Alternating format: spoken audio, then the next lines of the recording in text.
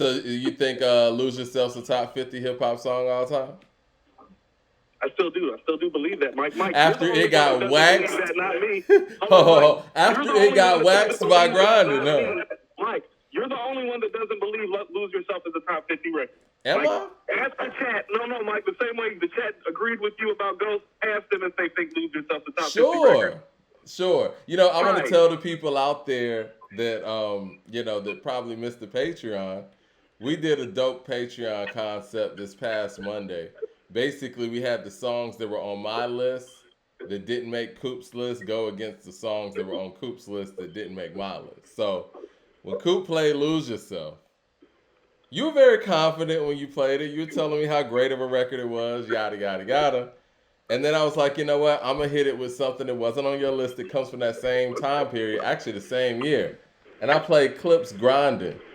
And the people voted Grinding 90 something percent over Lose Yourself. It was a blowout. Like, I don't think that a record that is a straight up top 50 song all time gets blown out by Grinding, which respectfully, Mike, I think Grinding's probably at the top of that top 50, maybe in the 40s or something. Mike, with all due respect, how can you say that when I blew some of your records out the same way, but you're not talking about those You records like did. that? You know what? You want me to go through it? I can go through some of I those. do because you're talking like, because no, because Mike, because you're talking like you're talking like Lose Yourself is the only one that got waxed. Now it was kind of lopsided on a lot of ends. Hold on one second. Let me pull that up. I mean, I don't want to call out UGK, but yeah, they got waxed too. Um, the one that I didn't really agree with totally was the fact that, and I get Boys in the Hood, Easy E. It's a classic, and it probably should have been on my list, but I just think Push It is more important. Now, which song would I listen to? Boys in the Hood, but I think Push It is more important. So let me go through it real quick, and then we're gonna get to this Nas thing. We'll finish talking about the Wu record too. So it was round one.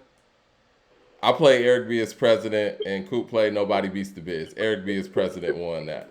Let me make sure we ain't missing any super chats while I'm over here on a whole nother screen.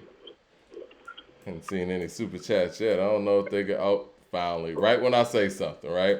36 Chambers with the super chat says, Mike, you had Knuck If You Buck in your top 50. Out here talking about Lose Yourself. Stop it. Lose Yourself is M's only real hip hop contribution in 40 to 50 years. Well, you know what? The reason why I had a record like Knuck If You Buck, Cooper, you there? You kind of went out on the camera. I'm happy.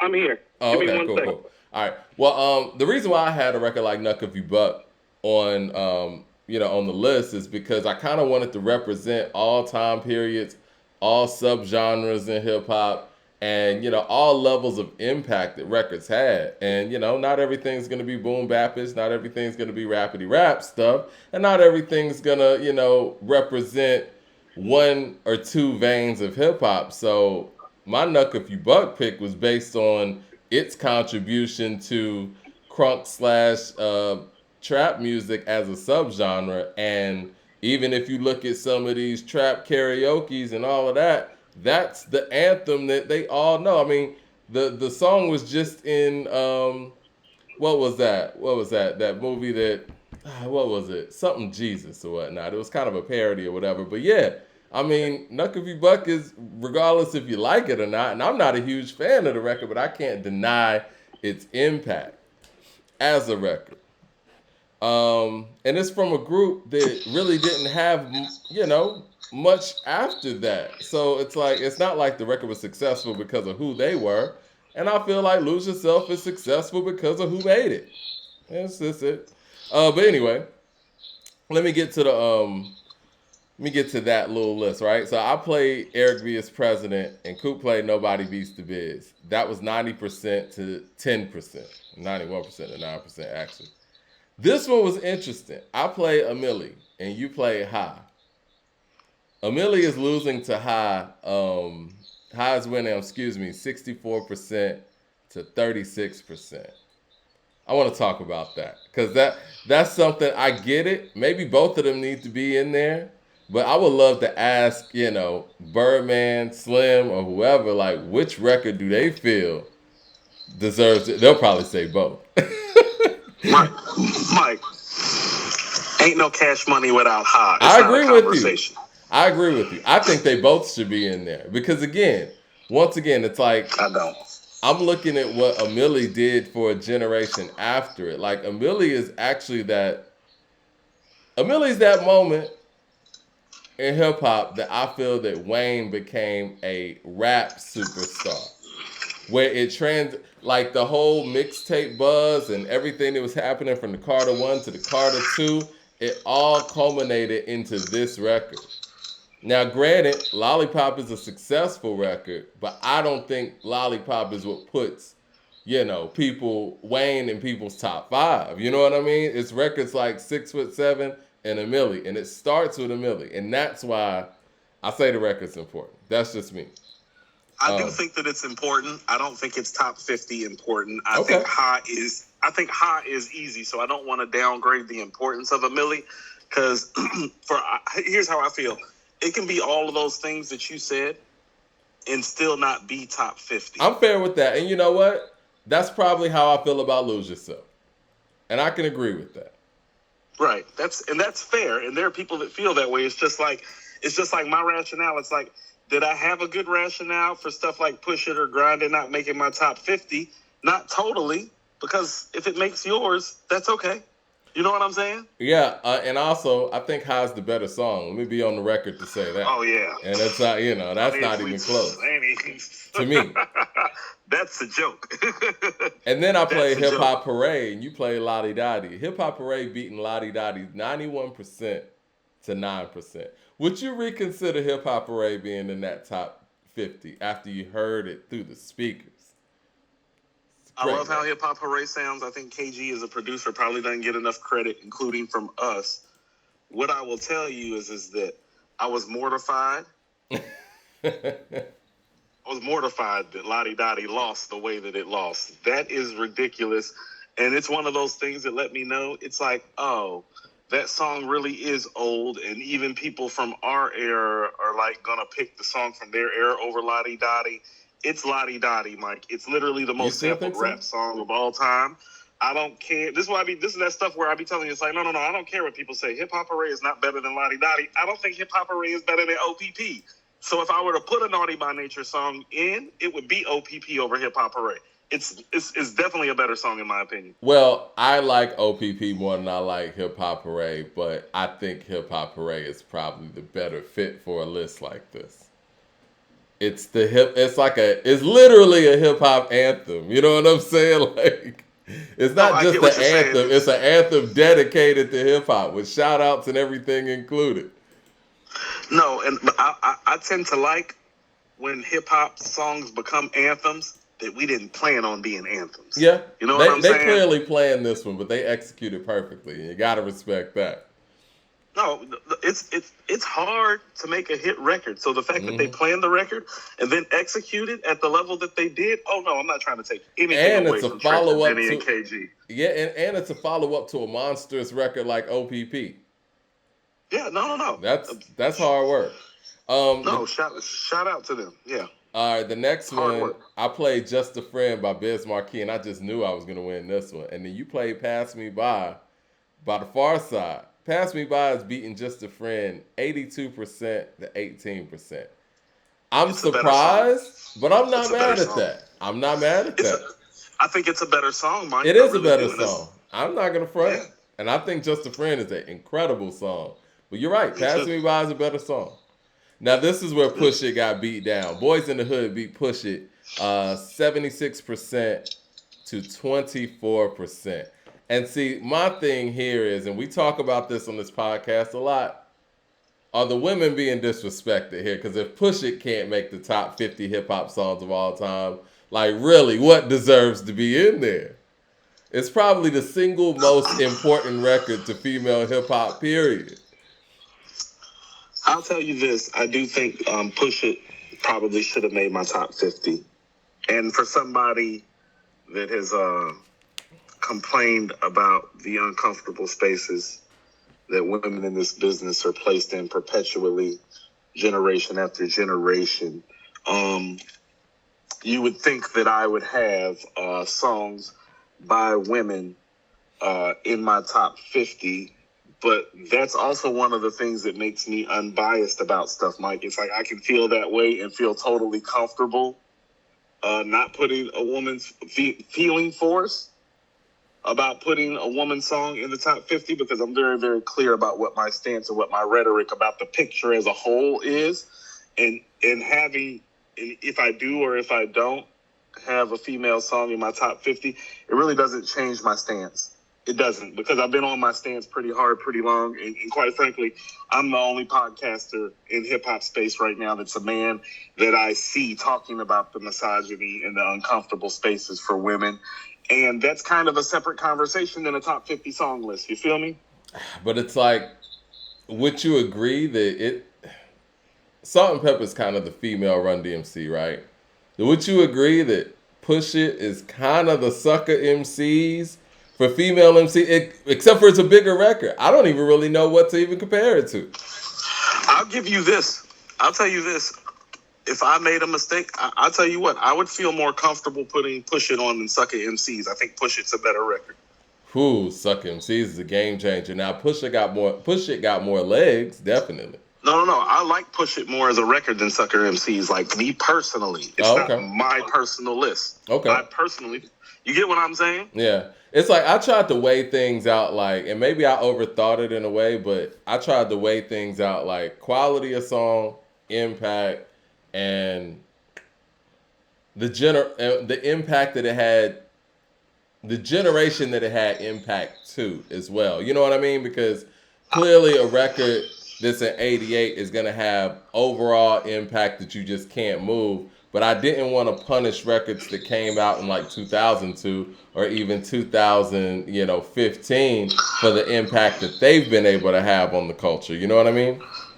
No. I totally understand. Like, and this is what I mean. It's not like UNITY was on a list that I was editing. Yeah. Ladies First was on that list. No Time by Lil' Kim was on my list. Push It by Salt and Pepper was on my list. Supersonic by JJ Fad was on my list. Mike, it's not just the women that didn't make the cut. Oh, yeah. You feel what I'm saying? No, I agree. So it's like, and also, too, we're making this list to kind of fuse them together. That's why it's like, no. I'm cool with putting Push It on the list. You know? It's flexible. I'm flexible. It's an important record. I mean, it's not like putting, I'm not trying to be funny. It's not like putting Funkdafied on there, which is an important record as well. But, and that's the first female in hip hop to go platinum. That's an important record. But I don't know. Push It just seems. I get what you're saying. Yeah, it just seems too. Yeah, it's a little different, and that's just bigging up how big Push It is. You want to know what? Push It is a cultural moment too. Women dressed up like Salt and Pepper for like Halloween, like for years after Push It came out. Like by the time we were going and doing Halloween, they were still dressing up like Salt and Pepper from Push It. So like Salt and Pepper has a look, like you know what I mean. Like you got you know what I mean. It has like a whole costume with it. What I was gonna say though, can I tell you what? Like, and this is what I mean about it being in my consciousness. Like, Mike, I didn't put Push It on my list. But so much was I thinking about them. We're about to record our cypher soon, Mike. I got a Salt and Pepper bar in my verse that I wrote. Like, they're on my mind. Right? Yeah, it is. Like, they're on my mind. Like that's what I'm saying. Is just like, just because they don't make the song list don't mean that, like, there's anything different about the space of the stance that I'm taking. What I was going to say, though, you said something about No Time with Lil' Kim. Initially, I had No Time because No Time is my favorite Lil' Kim song. But then I thought, like, you know what?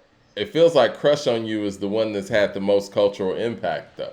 I mean, you see people redoing the video. You know what I mean? Like the hook, like, and as far as getting played, I feel like Crush on You gets played way more. Like you'll hit Crush on You tonight. It's the way the beat drops. Both of the beat drops are epic, but Crush on You has one of the more notable beat drops for its area. That she got the quotables on there too. She got no. 750 Deluxe. Like, No, no, yeah. no. That's not fair to her quotable game. There's quotables all over her whole time period Oh from yeah, that yeah, time. definitely. Like from about 95 to about 99, damn near half the shit she spit quotable. If you So play both records in a room full of people, which record of people are gonna start rapping her verse? I think that depends on what room you're in. I think if you're like, that's what I'm saying. I think if that depends on the circle that you run in. If you're just Okay. talking about that stadium flow and just like a random group of people, it's crush on you. The Yeah. people who know, it's no time though. Our mama, You know, Miss Vanna, used to Miss rock the Ivana, Prada, rock the sometimes Prada, Gabbana. sometimes Gabbana. Sticky Sticky for for your your cream cream and and your your riches. riches. Jive Sounds like a like a boy. boy. Demi Moore, Press Demi Diana, and Moore, all Chris them rich. Diane, and all them rich Yeah, she bitches. got Puff quotables, Daddy man. pump the right. That's what I'm saying. Puff Daddy pump the Hummer for the summer. Yeah. I follow In the E class with the goggles. 96 96 model. model. Bad Bad chick bitch on on the the stroll. stroll. Tell them how we roll. Cruise control. I think Hard hardcore, crazy. in my opinion, if we're rating the best hip hop albums of all time, we're doing a list, top 100 or whatever. The first female rap album that's gonna get on that list is hardcore. Straight up. It's a better rap album than most dudes make. What are you talking about? I think. Like Where do you most think it dudes will can't make fall that though? album. I still think it falls in maybe like the 70s or something. Maybe. That's just off the You top of my don't. head. I, somewhere between 35 and 55 on my list, Think probably. so? Okay. Yeah. How about this? That's an album that would probably be in my top 50. No, hardcore would be a top 50 album for me, probably. Just like off, just like running it down. Yeah, Right. I would put hardcore in there. Okay. And then you play Lose Yourself, and then I play Grinding. The result of that is what, 91% to 9%. Then you play Let Me See It, and I play Back Hold on, That Mike. Ass Up. Mike, I have to be fair and tell you that one vote for Lose Yourself, that was me. It was a landslide. Oh, I knew. You didn't have to tell me at all. I was like, because it happened so quick. When I played it, Lose Yourself got a vote, and I was like, that's got to be cool. That's got to be cool. Ain't nobody voting. After you hear those drums on Grinding, ain't nobody voting for Lose Yourself. Come on. I knew. You didn't even have to tell me. Okay. Just it's good. It's good not to lie. It's just it's good when you tell the truth. The That's truth all. will set you free. Sure will. Then you play Let Me See It, and I play Back That Ass Up. So it was 95% to 5%. Back That That Ass was a Up. great play. That was a great play by you. That was a great play. I appreciate it. This one was interesting, though. You played Get Low, which has a hella impact. And I kind of understated the impact, and I was somewhat in the room back then. 76% to I Don't Likes 24%. Maybe I should have played Nuck If You Buck, but I think Get Low would have beaten that too. But I think it's fair, but I just know that I Don't Like just kind of created a whole subgenre. But maybe that subgenre is not as important in hip hop, not important enough to propel that song to that status. I don't know. Is drill music that important to hip hop? I guess is what I'm saying. I was never that super big on Don't Like, even though I understood its place and its space. But I was surprised at how easily Get Low beat Don't Like. If you want to know the truth, I was expecting it to be more 60-40-ish. And so that's one of those things where it's like, oh, well, that really didn't hold with the people, Somebody said Lose Yourself's being played on every London station every day. Well, that's cool. That's that worldwide impact. That's that worldwide impact. Okay. Jay Short with the super chat says, isn't Trina or Nan kind of the birth of female rappers we see now? That's a good one. Trick Daddy and Trina, Nan nigga might be something. Not saying it's a classic song. He said, not saying it's a classic song, but impactful, I think. It is impactful. I will say that. I don't know if it's top 50, maybe 100 though. Then you play Funky Enough by the DOC. And then I came with Regulate by Warren G. That Regulate's winning 95% to 5%. Are you surprised at all of that?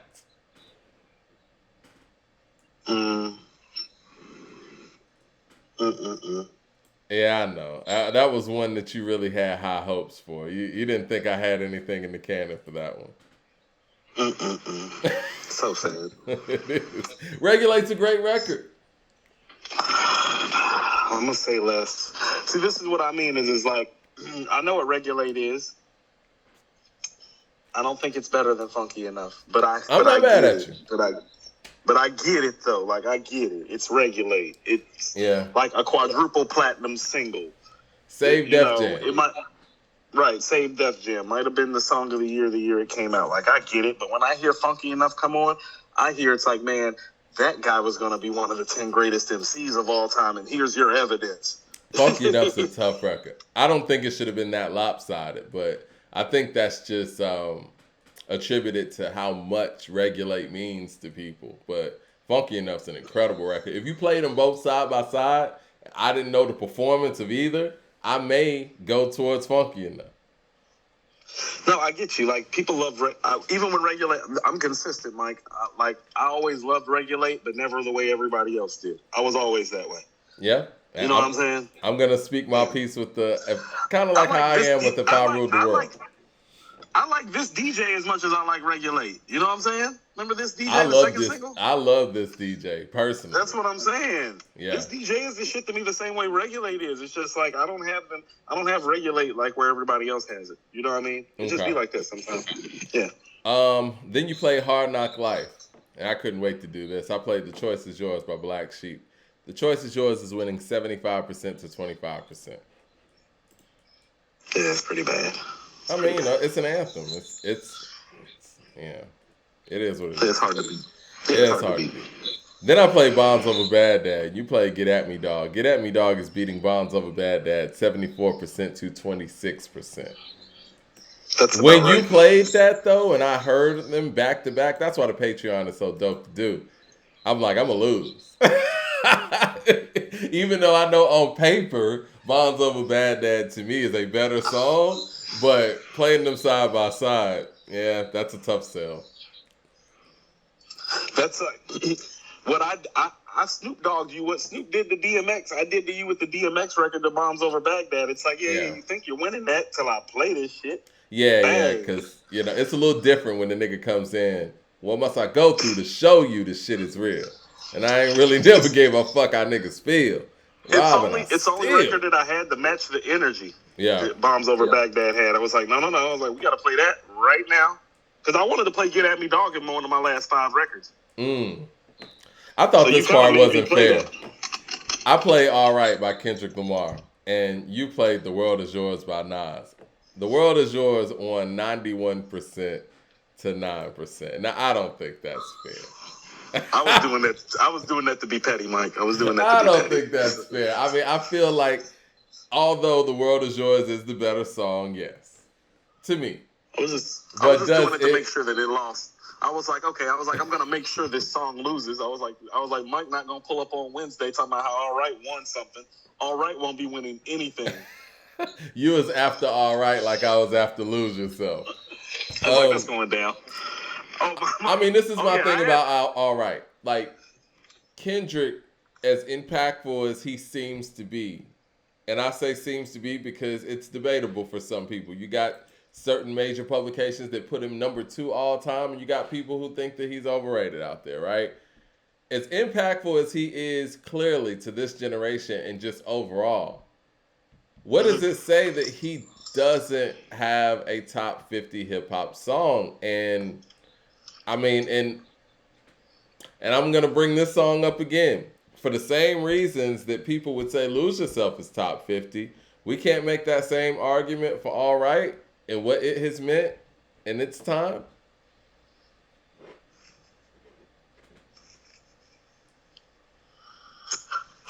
It's the Black Lives Matter anthem. I'm trying to get Kendrick in there, guys. Hold on, you mean the criminals and the thieves that stole from their own people? Is that what it's saying? Well, I'm not talking about the actual organization. I'm talking about just the movement of people who, have never been the young people's protest anthem. Let me just say it like that. The young people's protest. Yeah. The young people that took to the streets. Problematic. The young people that took to the streets to combat police brutality in the best way that they knew how. This was their anthem, was it not? Huh. That's why Black Lives Matter stole money. They knew they could get away with it with off anthems like this. Where is Fight the Power when you need it? Pharrell on the beat, Kendrick spitting. The hook is, infectious. No? What do you people out there think? Y'all think it's top 50? It's not a top 50 record. Okay. Then I played Bad and Bougie, and you played Gin and Juice, and just squash that notion. And that really wasn't fair to Bad and Bougie, but okay. That was fun. That was fun. That was funny. I was like, oh yeah. I was like, you want to know what a banger sounds like? This is what a banger sounds like in my day. Right. Click. Then I played Niggas in Paris, and you played If I Ruled the World. If I Ruled the World is winning 62% to 38%. We're about to get to that new new Hit Boy record featuring Nas. But I've never been a big fan of If I Ruled the World. I understand what it means to Nas's career. My pick was more so Made You Look to be top 50, but I get it. Like you said, I get it. Yeah, I get it. Kind of like how you feel about Regulate. It's kind of how I feel about If I Ruled the World. Okay, I can dig that. Yeah, I can dig that. No, I dig that. It's the impact is what it is. Huh? Yeah, it is what it is. It's like when you look at somebody's estate and you realize that is like the main brick that built the estate. You know what I'm saying? I'd slightly disagree. I still think, I know that, what I'm saying, as far as the numbers go and sales go, I still think that foundation that he had with Illmatic is the solid foundation that builds everything. But you're right, you still need it If I Ruled the World. Because you can't do Illmatic twice. No, you can't. It's not even if he tried to do Illmatic twice, and with the lyricism from It Was Written, and you and I both agree that he's a better rapper on It Was Written, even though Illmatic's a better album. Even if he did that over, it still wouldn't have been received the same way. Because people are just trained to go with the first thing they heard anyway. He could have put out the same album, and people would have been like, I don't know, man. I like Illmatic more. Where's New York State of Mind? If you really want to know the truth, Illmatic and It Was Written are not that different outside of the singles, Mike. No, they're not. And I think the biggest difference for me, there's a couple of songs that could have been cut. Whereas on Illmatic, nothing really. I mean, you could say One Time for Your Mind if you want to be nitpicky, but One Time for Your Mind is a jam. It is what it is. See, this is what I mean. When Watch Them Niggas and Black Girl Lost and Nas Is Coming are the songs that are on the cutting room floor, you have a classic. I never was a big fan of Nas Is Coming, though. It's called a classic.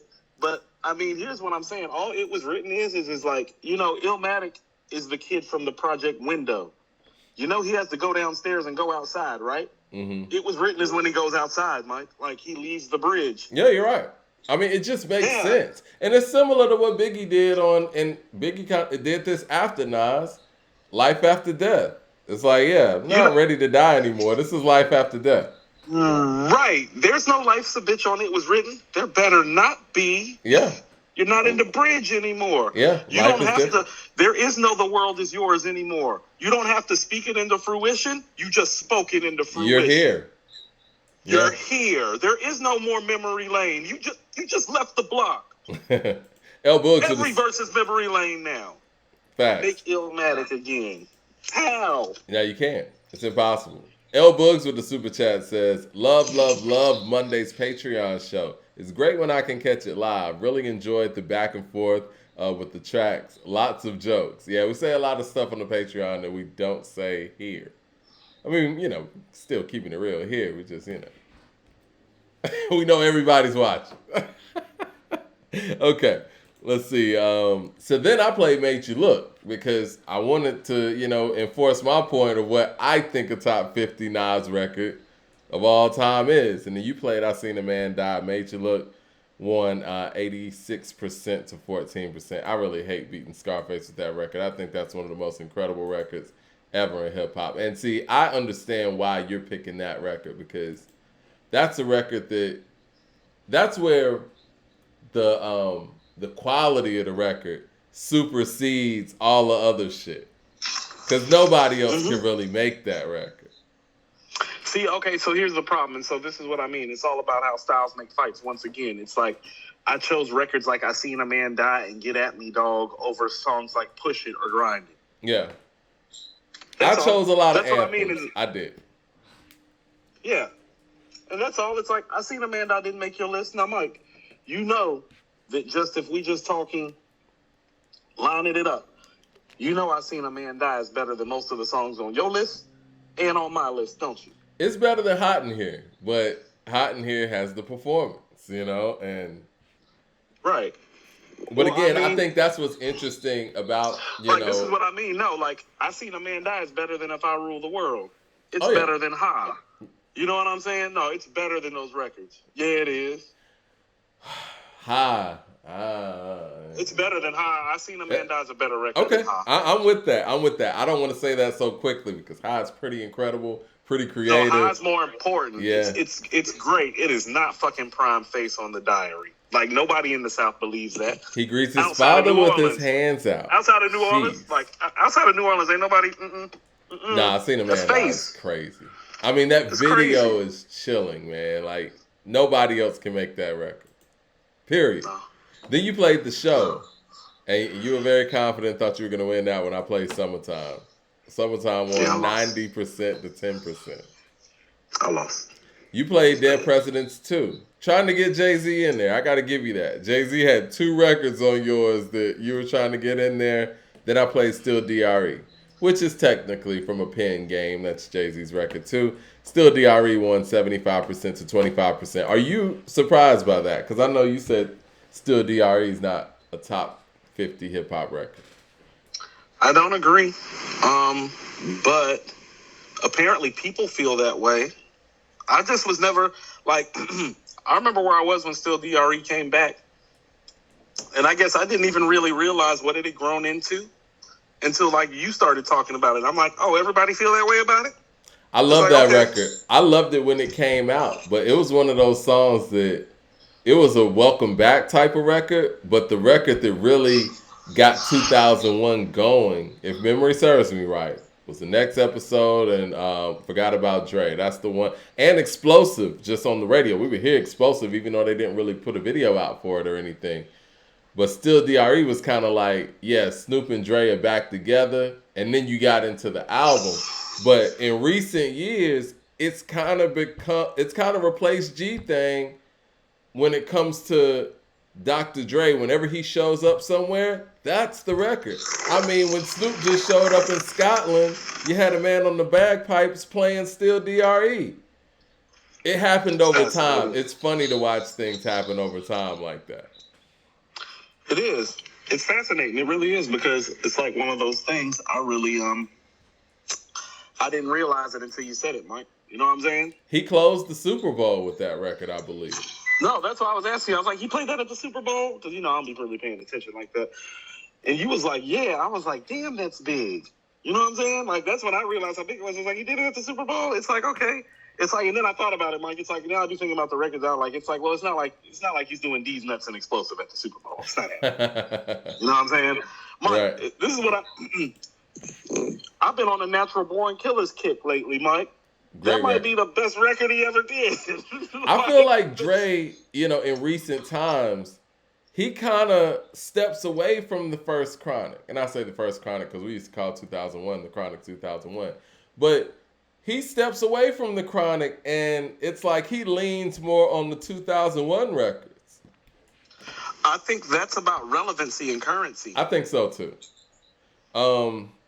Okay. I'm almost done what here. Do you think about? I thought about this too, Mike. Mm-hmm. What about You Better Recognize by Sam Snead? Dope record. You know what I'm saying? Dope record. I don't think it's top 50, but that's a dope record. Once again, it's the man with the master plan. They call him Sam, and I think you better recognize. You play Flavor in Your Ear. and I play UNITY. UNITY won 72% to 28%.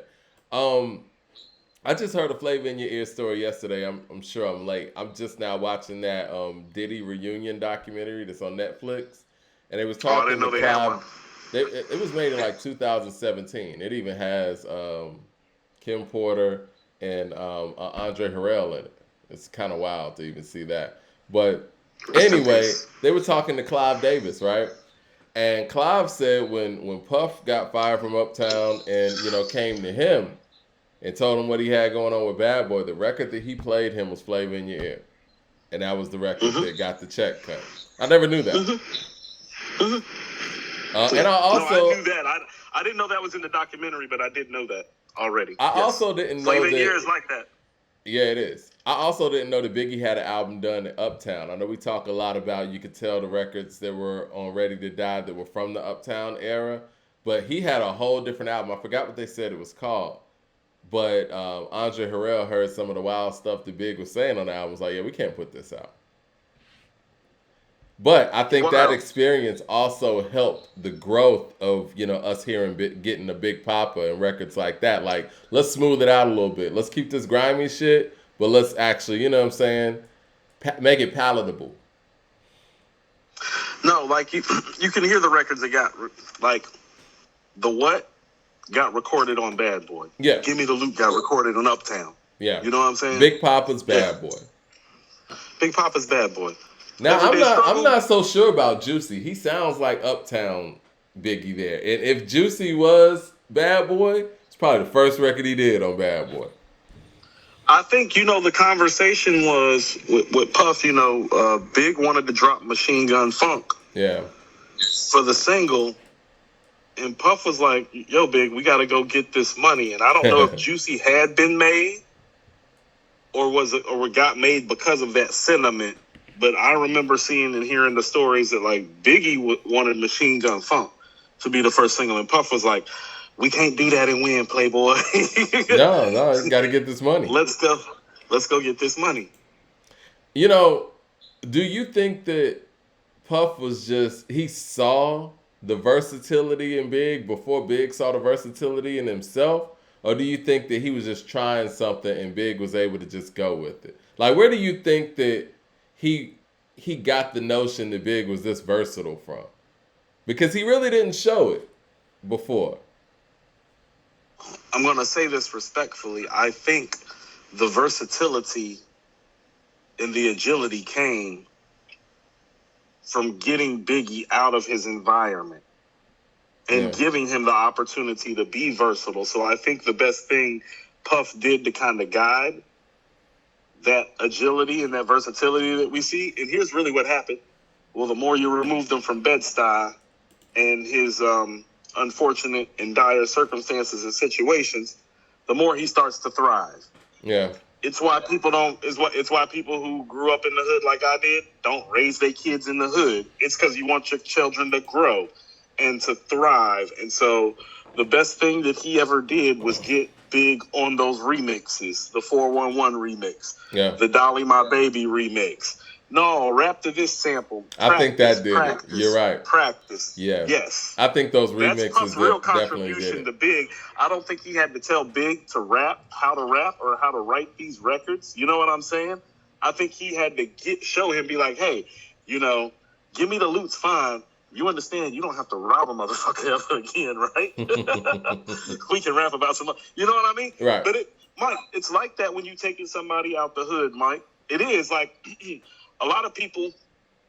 I've talked about this, and not in glowing terms, on a music side of things, what Jay did to Beans. But some of that was because Beans was real hood, and Jay was trying to show him more. Yeah. So that he could do more, because Beans is very, very Biggie-like with his rawness, his reality, but the versatility's there, Mike. Yeah, I don't think Jay had his hands on Beans like Puff had his hands on Big. I think Puff had his hands on Big like his career depended on it, because it did. Exactly. And Jay's career depended on Jay's output as opposed to Beans' output. Somebody Right. said B1 set the tone for Bad Boy. Do y'all still believe that that song was stolen? Because my thing is, hey, where does an article like that come from? And for the people who don't know, that's referring to that notorious Big One record where he used the Juicy sample, and it was a lot of similarities or whatnot, right? Without getting too far into it. My thing is, man, where does this story come from? And at this juncture, we're almost a year in. Why hasn't that artist said anything? And I mean, I thought he I passed. reached Didn't the out to some artist pass people, away? huh?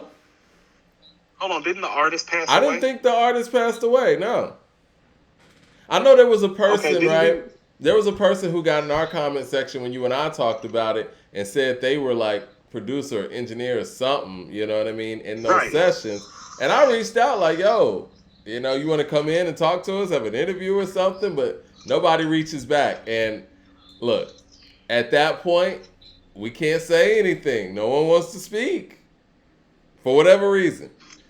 Whether Closed that mouths don't get be, fed out here in these streets, man. I mean, we can't just romanticize a story and create our own story without people actually giving their real story. That's not journalism, right? Like the part It's of not. journalism, it's gossip when you do it in that way. The point of journalism is to actually get to the facts, get the people that were involved, and get them to tell their story, right? Well, you know, Mike, I think you and I are proof positive this is some of what's just happened in the past year.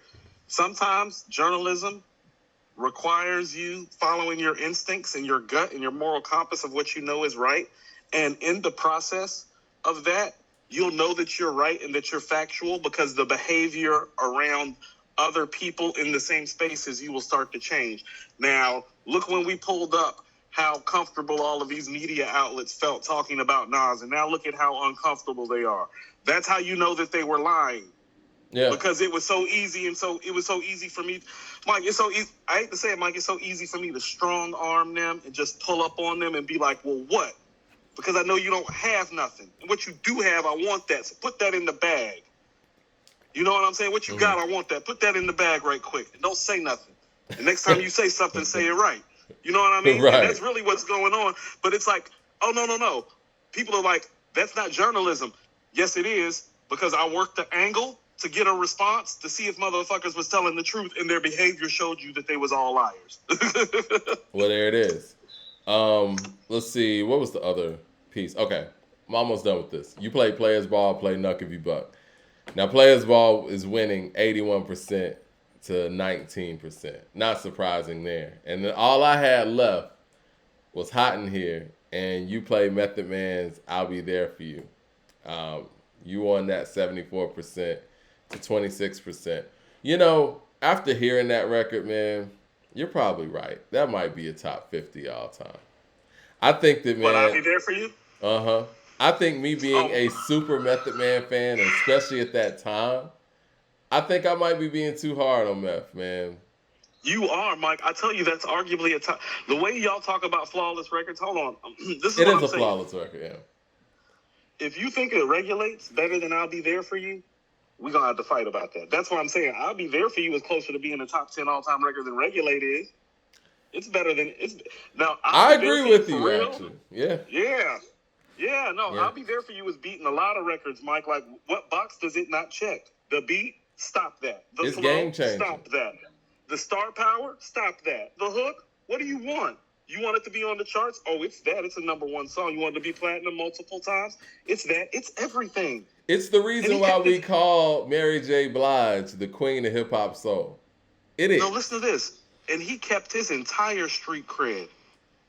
Yeah. He kept his entire street cred. He didn't lose a lick of street cred by No, doing the she record. How went to many? the hip hop world, and honestly, I got to give Mary a lot of credit with this too. Mary showed R&B singers how to actually go in the hip hop world on a hip hop record, not just And I think what she did was incredible with "What's the 411," how she was just singing over hip hop beats. That's one thing, but she actually It's went to different. the grimiest group and crew, and they didn't have to lighten up the song or anything for her to jump on there and fit. And she used the Tammy Terrell and Marvin Gaye. It's incredible.